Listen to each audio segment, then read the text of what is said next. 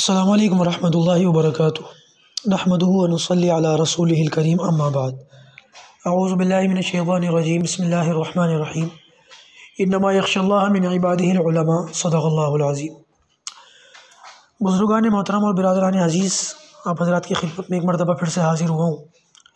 بات دراصل یہ ہے کہ گزشتہ ویڈیو میں نے چند ایک نکات آپ حضرات کے سامنے رکھے تھے۔ پرانی دلی کے اندر کشمکش کا معاملہ ہے۔ ایک مولوی صاحب ہیں جن کا دعویٰ ہے کہ وہ مفتی بھی ہیں، اور مقامی لوگوں کی جانب سے اس بات کا تقاضا ہے کہ آپ افتاء کی سند بتا دیں یا اپنے مدارس وغیرہ کا کچھ معاملہ بتا دیں، آپ کہاں سے فارغ ہیں، کس سال فارغ ہوئے تھے، پڑھانے والے اساتذہ کون تھے، ساتھ پڑھنے والے طلبہ کون تھے، وغیرہ وغیرہ۔ بہرحال اس تعلق سے بات بہت وضاحت کے ساتھ آ چکی ہے۔ ضروری سمجھتا ہوں کہ ایک نقطے کو کلیئر کر دوں، کیونکہ کسی کے ذہن میں یہ بات آ سکتی ہے کہ بھئی کسی کا نام لے کر کے کیا ضرورت ہے ڈھنڈورا پیٹنے کی، کیا معاملہ ہے کسی کا نام لینا، لوگوں کے سامنے واضح کرنا، اور یہ تو ایک طریقے کا جو ہے اذیت پہنچانا ہے، اور بہت سارے الفاظ ہو سکتے ہیں ایک بات کو رکھنے کے۔ عرض یہ کرنا چاہتا ہوں کہ شاید اس طریقے کی بات کرنے والے ایک اصول سے واقف نہیں ہے۔ شریعت نے ہمیں اصول دیا ہے کہ غیبت نہ کرو، چغلی نہ کرو، کسی پر بہتان مت لگاؤ، یہ اصول ہے شریعت کا۔ لیکن ایک ہوتا ہے اصول اور ایک ہوتا ہے ایکسیپشن یہ کہ کچھ معاملات میں غیبت جیسا کام جائز ہو جاتا ہے، گناہ نہیں ملتا اس پر۔ مثال کے طور پر کسی شخص کے بارے میں یہ پتہ ہو کہ وہ فلاں جگہ نکاح کرنا چاہتا ہے، ایک شخص کا ارادہ ہو کہ وہ فلاں خاندان میں نکاح کرنا چاہتا ہے، اب اس کو یہ نہیں پتہ کہ اس خاندان میں لوگ کیسے ہیں، جس لڑکی سے شادی کرنا چاہتا ہے وہ لڑکی کیسی ہے۔ تو علماء نے فرمایا جو لوگ جانتے ہیں ان سے پوچھ لو کہ وہ کیسے ہیں، جن لوگوں کو معلوم ہے ان سے معلوم کر لو، اور جن لوگوں کو معلومات ہے ان کو اجازت ہے کہ اگر کوئی کمی بیشی جانتے ہو تو اس کمی بیشی کو بیان کر دو، اور یہ بیان کرنے کا کوئی گناہ نہیں ہے۔ اسی طریقے سے ایک شخص کسی کے ساتھ سفر کرنا چاہتا ہے یا کاروبار کرنا چاہتا ہے پارٹنرشپ کے اندر، اور اس کو یہ نہیں پتا کہ مزاج کیسا ہے، تو جو لوگ جانتے ہیں حکم یہ ہے کہ ان سے پوچھ لو۔ بالکل اسی طریقے سے ان لوگوں کو یہ جو ہے تنبیہ ہے کہ اگر تم کوئی برائی جانتے ہو اس برائی کو بیان کرو، سامنے والے کو نقصان سے بچاؤ۔ جب دنیاوی معاملات میں نقصان سے بچانا اتنا ضروری ہے تو دینی معاملات میں نقصان سے بچانا کیا ضروری نہیں ہوگا؟ اس سے 1000 گنا زیادہ ضروری ہوگا۔ اور بلکہ اس پر تو بڑی بڑی کتابیں لکھی گئی ہیں اسماء الرجال کی، اور جرح و تعدیل ہوئی ہے، باقاعدہ حدیث بیان کرنے والے علماؤں کے نام لے لے کر کے بیان کیا گیا ہے کہ فلاں کیسا تھا، فلاں کیسا تھا۔ اور یہ جو اسماء الرجال کے اندر علماء نے لوگوں کے نام لے لے کر کے بیان کیے ہیں، جن لوگوں کے نام لیے ہیں وہ کوئی چھوٹے لوگ نہیں تھے، کوئی اپنے وقت کا محدث ہے، کوئی مفسر ہے، کوئی فلاں ہے، کوئی کچھ ہے، کوئی کچھ ہے۔ لیکن جب حدیث کو لینے کی بات آئی تو وہاں پر کھول کھول کر کے بیان کیا، چمڑی اتار کر کے رکھ دی، جھوٹا تھا، پیسے لینے والا تھا۔ کیوں؟ تاکہ لوگوں کو دین کا جو نقصان ہے اس سے بچایا جائے، ورنہ نہ جانے کتنی حدیثیں جن کو آج موضوع کہا جاتا ہے وہ بھی پھر حدیث سمجھی جاتی، اس پر بھی عمل ہوتا اگر یہ اسماء الرجال کا علم نہ ہوتا، اور اس پر علماء کا ہمارا یہ احسان نہ ہوتا کہ انہوں نے زندگیاں کھپا دی لوگوں کا کردار نکال کر ہمارے سامنے رکھنے میں۔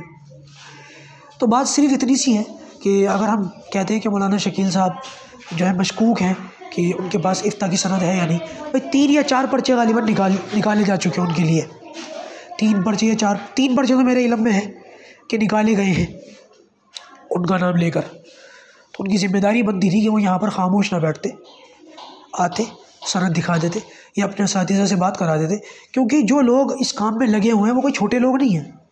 گرے پڑے لوگ نہیں ہیں، یا خدا نہ خواستہ ان کے دلوں میں کوئی بغض اور عار نہیں ہے۔ میں نے پہلے بھی ذکر کیا تھا، لوگ تو کئی ہیں، اور اس میں جو سر فہرست ہیں آگے وہ حافظ صبغت اللہ صاحب ہیں، اور میری ان سے کافی عرصے سے جان پہچان ہے، میرے بہت اچھے دوست بھی ہیں، اور کبھی بھی وہ کوئی ایسا لغو کام، ایسی کوئی بیکار بات کرتے نہیں ہیں کہ جس میں بلا وجہ لوگوں کو جھونکا جائے، لوگوں کا وقت ضائع کیا جائے، یا خدا نہ خواستہ اپنی ذاتی دشمنی نکالی جائے، یہ ان کا معاملہ ہے نہیں۔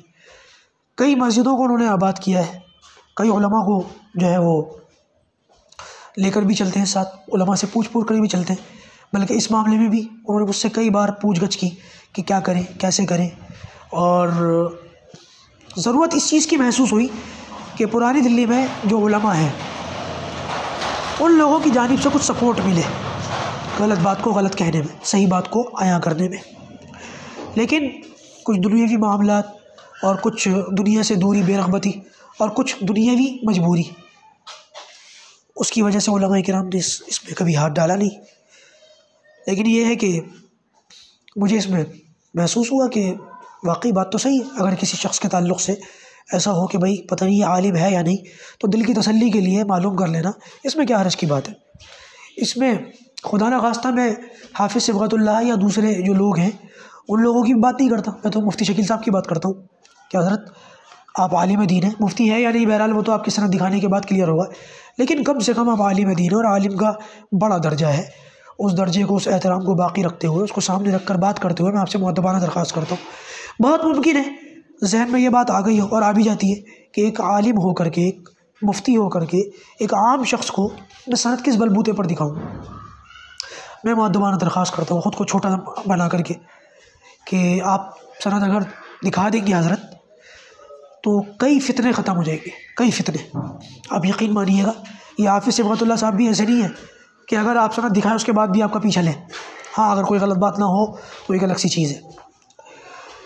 تو سند وغیرہ دکھانے کے تعلق سے میں انشاءاللہ اپنے آپ کو پیش کرتا ہوں، حالانکہ ٹھیک ہے اپنے اندر عاجزی اور انکساری ہر بندے کو رکھنی چاہیے،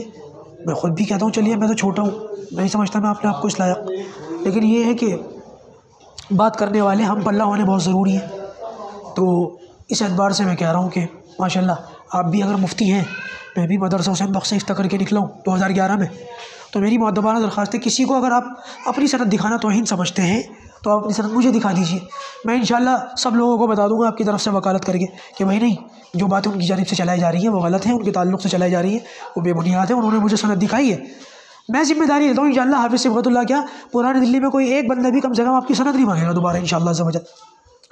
آپ سے مؤدبانہ درخواست ہے کہ آپ اس فتنے کو ختم کریں، لوگوں کی زبانوں کو بند کریں، اللہ تعالیٰ آپ کو جزائے خیر عطا فرمائے، اور پروردگار ہم سب کو صحیح بات، حق بات کہنے سننے کی اور اس کو قبول کرنے کی، عمل کرنے کی توفیق عطا فرمائے۔ السلام علیکم ورحمۃ اللہ وبرکاتہ۔